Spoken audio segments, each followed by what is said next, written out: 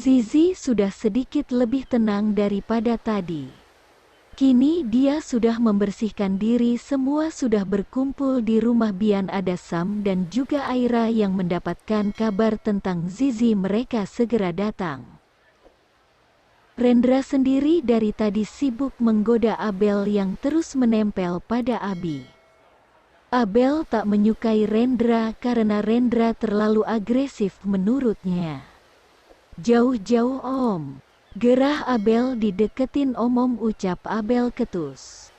"Nggak boleh gitu Bel, entar jodoh lo." Goda Abi membuat Abel bertambah kesal. "Kenapa nggak bilang kalau sudah sampai Beb? Aku kan bisa langsung kemari atau bisa jemput kamu," ujar Rendra membuat Abel bergedik geli. "Abel Om, bukan Beb," tegas Abel membuat Rendra tersenyum manis. Dia menyukai sifat ketus Abel, semakin Abel menolaknya semakin Rendra menyukainya. "Sana deh Om." Geli tahu kesal Abel. "Masa kamu kalah sama Sasa?" kata Raihan. Sasa menyukai hal yang membuatnya geli, ucap Rendra asal. Sasa langsung melototkan matanya dan menatap tajam pada Raihan. Bisa-bisanya dia bercerita hal privasi pada Rendra. "Jangan sembarang bicara Ren. Jangan sampai ada peperangan lagi antara Hiroshima dan Nagasaki," jawab Raihan cepat. Rendra asal bicara yang mulutnya memang kebiasaan gitu, suka nggak tahu tempat. "Fitnah dia," ucap Raihan mendekat pada Sasa dan mencium pipi istrinya ini. Meskipun ada Abi dan Abel di sana, Raihan tak peduli, dia takut Sasa mengamuk karena ucapan Rendra. "Kamu cerita apa aja sama dia?" tanya Sasa tajam. "Nggak ada apa-apa, yang swear deh Rendra aja yang bicara asal nyablak," jawab Raihan menarik Sasa dalam rangkulannya membuat Abi dan Abel tertawa kecil melihat ketakutan Raihan. Terlihat jelas Raihan sangat mencintai Sasa, dia takut Sasa marah padanya. Sedangkan Rendra hanya menyengir tanpa dosa. Para orang tua mereka sedang duduk di teras belakang membicarakan langkah hukum yang akan mereka ambil untuk Alex. Zizi pun juga di sana, dihapit oleh ibu-ibu tanggung yang memberikan dia nasihat agar bisa kuat. Abel melihat betapa hangatnya keluarga Raihan dan Sasa. Tidak seperti keluarganya, padahal menurut cerita Sasa dia juga dijodohkan oleh bundanya. Tapi bisa berakhir bahagia dengan Raihan, tidak seperti papa dan mamanya yang tiap hari bertengkar. Kenapa mereka tidak bisa berdamai dan hidup bahagia padahal mereka sudah tua? Kebahagiaan yang harus diutamakan, bukan malah pertengkaran. Abel menghela nafas panjang, tanpa sadar dia merebahkan kepalanya di pundak Abi. Rasa lelah yang masih dia rasakan karena perjalanan ke Jakarta belum hilang karena insiden Sasa tadi. Rendra cemburu melihat kedekatan Abi dan Abel. Padahal dibersedia memberikan pundaknya untuk Abel, perempuan yang dia kagumi ini, tapi Abel malah memilih pundak Abi. "Kayaknya kalian berdua lebih cocok deh. Lebih enak dipandang," goda Raihan. Dia sengaja ingin memanasi Rendra karena sudah memancing keributan antara dia dan Sasa. Untungnya kemarahan Sasa bisa diredam. Abi tersenyum kaku. Sebenarnya Abi juga merasakan hal yang sama. Tapi dia tak ingin merusak persahabatan mereka, apalagi ada Arif di tengah-tengah mereka. Abi takut Abel membencinya jika ada dia mengungkapkan perasaannya pada Abel. "Ngaco," elak Abi mencoba tersenyum paksa. "Nggak dek, memang kalian pasang klop deh. Abel cantik, kamu tampan, apalagi kalian masih sama-sama muda, masih fresh gitu. Enak aja kalau dilihat," sahut Sasa sengaja menyindir Rendra. "Iya, Iya, gue tahu gue tua. Nggak usah dijelasin juga gue ngerti, tapi semangat gue tinggi buat dapetin Abel. Gue juga pekerja keras, apalagi sekarang ada yang lagi bucin-bucinnya tiap hari nggak mau pisah buat kerjaan gue makin numpuk, ucap Rendra membuat Sasa mencebik karena Rendra menyindir mereka. Beb, lain kali kerjaannya dibawa pulang aja, ada yang nggak ikhlas, ujar Sasa. Biarin aja, yang itu sudah tugas dia biar nggak makan gaji buta. Iya, bos maha benar, kesal Rendra membuat Raihan terkekeh kecil. Orang tua Alex datang menemui keluarga Bian untuk meminta maaf. Zizi saat ini tak ingin bertemu siapapun kecuali keluarganya, dia terlalu trauma dengan kejadian ini. Alex menggoreskan luka terlalu dalam padanya. Sayang, kalau kita pergi bulan madu kamu setuju? Tanya Raihan. Bukan aku tidak mau Beb, tapi pekerjaanku masih menumpuk.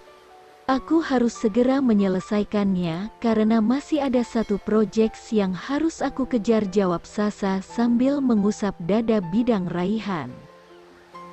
Mereka baru saja menyelesaikan aktivitas panasnya siang ini. Raihan seolah selalu punya kekuatan ekstra untuk itu, dia tak ingin satu hari saja terlewatkan tanpa aktivitas ranjangnya bersama Sasa. Di rumah dan pergi bulan madu juga sama-sama dikamarkan. Kecuali kita jalan keluarga, ujar Sasa. Bagaimana kalau kita ajak mami dan papi jalan-jalan, lalu ayah bunda juga? Kalau perlu Abi dan Abel juga ikut. Sekeluarga kita boyong, yang usul Raihan. Lalu Rendra, biarkan dia mengurus kantor. Tidak adil Beb, kasihan jika dia tidak ikut, jawab Sasa. Kantor dibiarkan kosong juga tidak akan bisa sayang. Biar dia yang urus. Kak Zizi juga harus ikut Beb, ucap Sasa. Iya.